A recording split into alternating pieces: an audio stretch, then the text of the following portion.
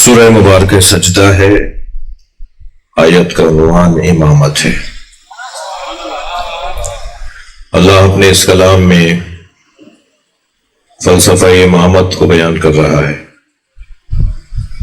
اللہ کسے امام بناتا ہے، اللہ کیوں امام بناتا ہے، اللہ امام بناتا ہے، اسے وہ بیان کر رہا ہے۔ جو کام جس کا ہو اسی کو کرنا چاہیے۔ اگر کسی کا کام کوئی اور کرے گا تو وہ بگاڑے گا۔ یہ مائک سیٹ کرنا اس ساؤنڈ سسٹم والے بھائی کا کام ہے، اگر میں ہاتھ لگاؤں گا تو اسے خراب کروں گا۔ جہاز اڑانا کیپٹن کا اور پائلٹ کا کام ہے، اگر جہاز صاف کرنے والا جہاز اڑائے گا تو کہیں لے جا کے مارے گا۔ مالی کا کام پودوں کو سنوارنا ہے، اگر وہ پرندوں کو سنبھالنے لگ جائے تو یہ اس کا کام نہیں ہے۔ شہردار کا اور چیئرمین کا کام شہرداری اور شہر کو سنبھالنا ہے، اگر وہ شہر کے فیصلے کرنے لگ جائے تو یہ بگاڑے گا۔ جج کا کام فیصلے کرنا ہے، اگر وہ مجرموں کی طرف آ کے کھڑا ہو جائے تو یقیناً فیصلہ نہیں کر پائے گا۔ جس کا جو کام ہے اسے کرنا ہے، یہ ایک فطرت ہے، یہ ایک جبلت ہے، یہ ایک انسانی طبیعت اور مزاج کا حصہ ہے۔ اس سے ہٹ کر جو کام کرے گا وہ اپنا بھی نقصان کرے گا اور معاشرے کا بھی نقصان کرے گا۔ جو جس کا کام ہے اسی کو کرنا چاہیے۔ ایک مرتبہ بھی اگر ہمارا کوئی بزرگ یہ کہہ دے کہ مجلس کے انتظامات میں پانی پلانے کا کام میں کروں گا، تو ادب کا تقاضا یہ ہے کہ پانی سے متعلق، سبیل سے متعلق اگر کوئی میں کام کرنا چاہتا ہوں تو اس سے ضرور پوچھوں، اس لیے کہ وہ یہ کام اس نے اپنے اوپر لے لیا ہے۔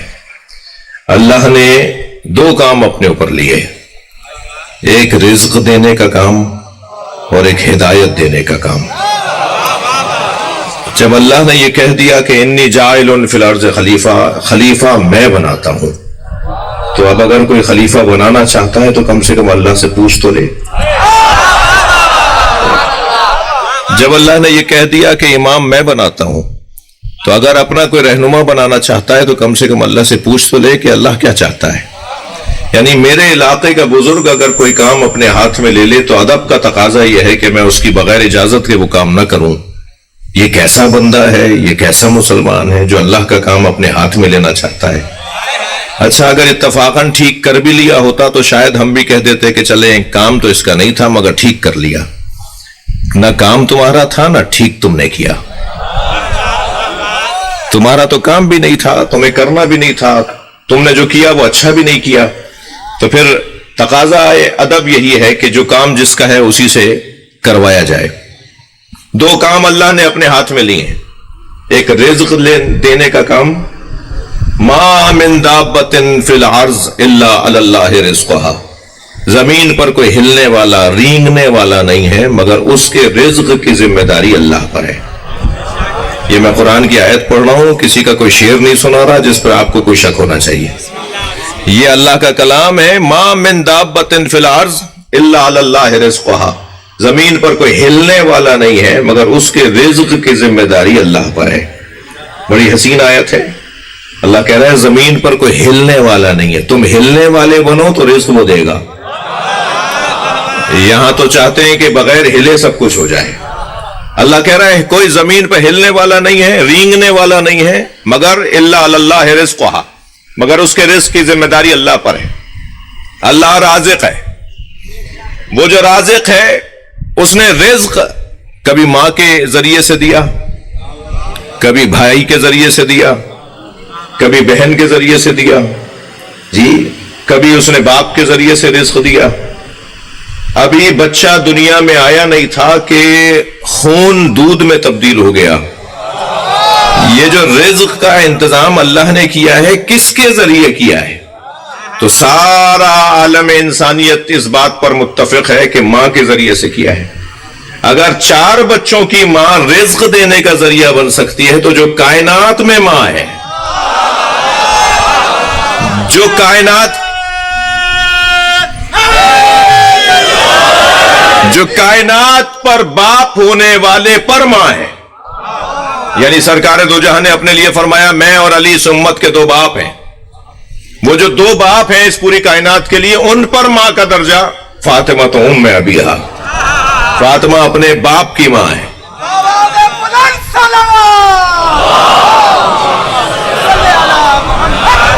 بھئی مجمع بہت زیادہ ہے مگر صلوات سب نہیں پڑھ رہے۔ اللہم صلی علی محمد وآل محمد۔ میرے سنی بھائی جو آئے ہوئے ہیں وہ بھی صلوات پڑھتے ہیں، وہ اگرچہ دھیمے سے پڑھتے ہیں، آہستہ سے پڑھتے ہیں، اور شیعہ اونچی آواز میں صلوات پڑھتے ہیں، تو جو جیسے پڑھتا ہے ایسے ہی ایک دفعہ پھر پڑھے۔ اللہم صلی علی۔ تو رزق دینے کا اللہ نے جو ذریعے بنائے نا، ان میں ایک ذریعہ ماں کو اللہ نے قرار دیا۔ اب میں ایک آیت پڑھوں گا اور ایک حدیث پڑھوں گا۔ آیت میں اللہ نے رزق کے بارے میں وسیلوں کا ذکر کیا ہے کہ رزق کن کے ذریعے سے ہوتا ہوا آتا ہے۔ اچھا، رزق صرف یہ روٹی تو نہیں ہے، رزق یہ صرف سالن اور کھانا تو نہیں ہے، سب سے بڑا رزق تو علم ہے،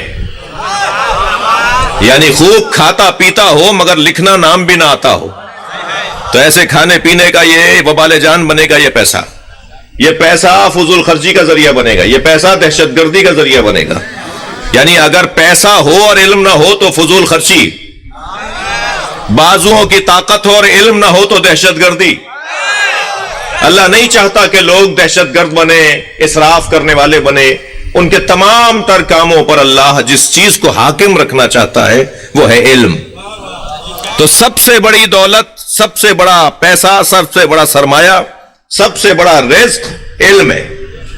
میرے مولا علی علیہ السلام فرماتے ہیں رضینا قسمت الجبار فینا، توجہ تو ہے آپ کی، ہم اہل بیت اللہ کی تقسیم پر راضی ہیں۔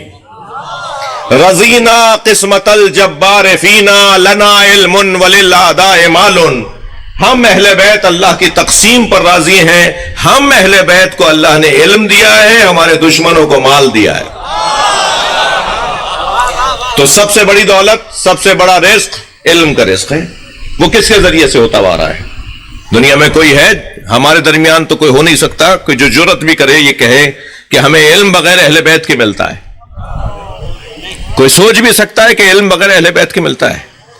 جی سارا اللہ کا، اچھا اللہ کا علم جن کے ذریعے سے ہوتا ہوا آ رہا ہے اس کو تو سب مان رہے ہیں۔ میرے اپنے الفاظ اگر میں آپ کی خدمت میں ہدیہ کروں، اللہ جب اپنے علم کو کاغذ پر اتارتا ہے تو اسے قرآن نام دیتا ہے، اور جب پیکروں میں ڈھالتا ہے تو اسے محمد اور علی نام دیتا ہے۔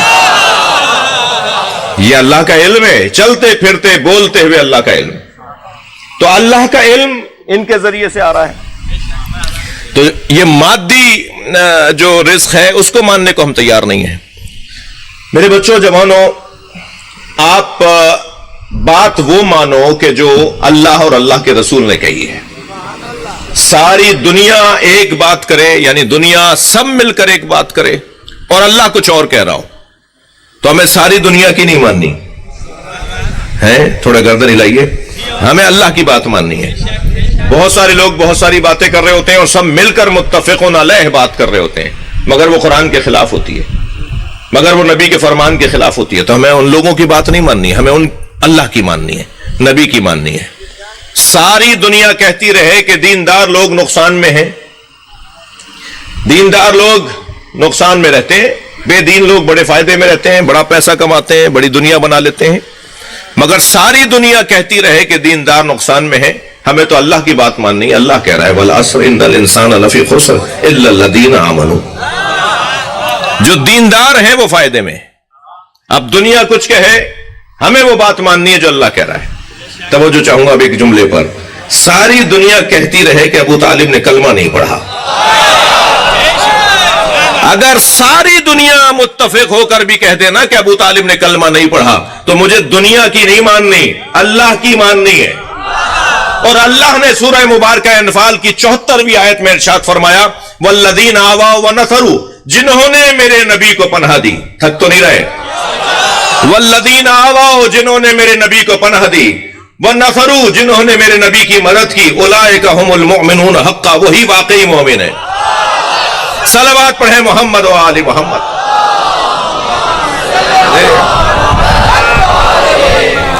اللہ کہہ رہا ہے جنہوں نے میرے نبی کو پناہ دی، جنہوں نے میرے نبی کی مدد کی، واقعی مومن وہی ہے۔ اچھا آیت یہاں رکی نہیں ہے، آیت آگے بڑھ رہی ہے، میرے مضمون کا مطلب تو آگے ہے۔ اللہ ارشاد فرمائے لہم مغفرتن، انہی کے لیے مغفرت ہے۔ تھوڑا سا سہارا چاہوں گا، عربی ادب جاننے والے تشریف فرمائیں، کچھ میں چہروں سے محسوس کر رہا ہوں کہ مدرسوں کے طالب علم ہیں، علماء کرام تشریف فرمائے ہیں، جنہوں نے صرف و نحو پڑھا ہے وہ تشریف فرمائے ہیں۔ لام حرف جارہ، ہم ضمیر منفصل، اگر ضمیر منفصل بھی اگر مقدم ہو جائے تو وہ انحصار کا فائدہ پہنچاتی ہے، جس میں ترجمہ ہوتا ہے ہی کا، یہ ہی، یہ نہیں، یہ ہی۔ جی اگر ضمیر منفصل مقدم ہو جائے تو انحصار کا فائدہ پہنچاتی ہے، اور اگر جار مجرور مقدم ہو جائے تو بھی انحصار کا فائدہ پہنچے۔ للزید بیتن، اگر کہا جائے بیتن للزید، گھر زید کے لیے ہے، یہ ہے کہ زید کے علاوہ بھی کوئی ہو سکتا ہے جس کے لیے ہو سکتا ہے وہ گھر ہو، لیکن جب کہیں گے نا للزید بیتن تو پھر کہا جائے گا زید ہی کے لیے گھر ہے۔ وہاں ہم اردو زبان میں ہی کا ترجمہ لگاتے ہیں اگر جار مجرور مقدم ہو جائے۔ تھوڑا سا سن لیجئے عربی گرامر بھی مجھ سے، اگر جار مجرور مقدم ہو جائے یا ضمیر منفصل مقدم ہو جائے تو انحصار کا فائدہ پہنچاتی ہے۔ اب میں نے یہ آپ کو عربی ادب کا قاعدہ کیوں سنایا، اس کا نتیجہ لیجئے۔ نتیجہ یہ ہے کہ لہم مغفرتن، تھک تو نہیں رہے آپ، لہم مغفرتن، انہی کے لیے مغفرت ہے، لہم مغفرتن، انہی کے لیے مغفرت ہے، وہ رزق کریم، اور انہی کے لیے رزق کریم ہے۔ یعنی اگر میں اپنے الفاظ میں کہوں کہ رزق ابو طالب کے لیے اترتا ہے، ہم طفیل میں کھاتے ہیں۔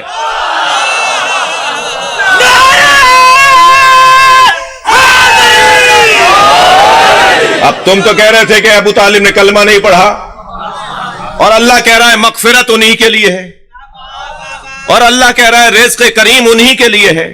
ہوتا ہے بھائی، بہت تشریف فرمائے شخصیات، دعوت کی جاتی ہے فلاں شخصیت کی کہ جی ہمارے یہاں کھانا کھا لیجئے گا، مگر ان کے ساتھ 5 ان کے دوست بھی چل کے آ جاتے ہیں، تو پھر کہا جاتا ہے بھئی اصلی تو یہ صاحب ہیں، باقی تو پھیلی ہیں۔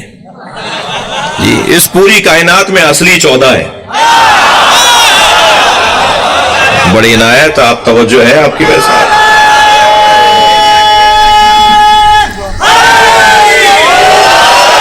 ہم سب تو فعل محمد و آل محمد میں کھا رہے ہیں۔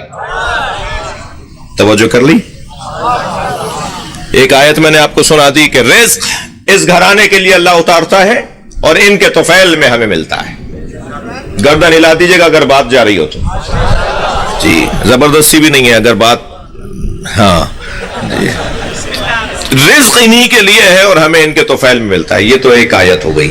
حدیث بھی سنا دوں، حدیث بھی بڑی حسین حدیث ہے، میرے مضمون کے حوالے سے بات کر رہا ہوں۔ میرے مولا سجاد علیہ السلام ارشاد فرماتے ہیں، کیا سجا ہوا قول ہے میرے مولا کا، فرماتے ہیں ان اللہ یقسم ارزاق العباد، تھوڑی گردن ہلائیے بھائی، ان اللہ یقسم ارزاق العباد، اللہ اپنے بندوں کے رزقوں کو معین کرتا ہے، وعلی ایدینا یجریہا، اور ہمارے ہاتھوں جاری کرواتا ہے۔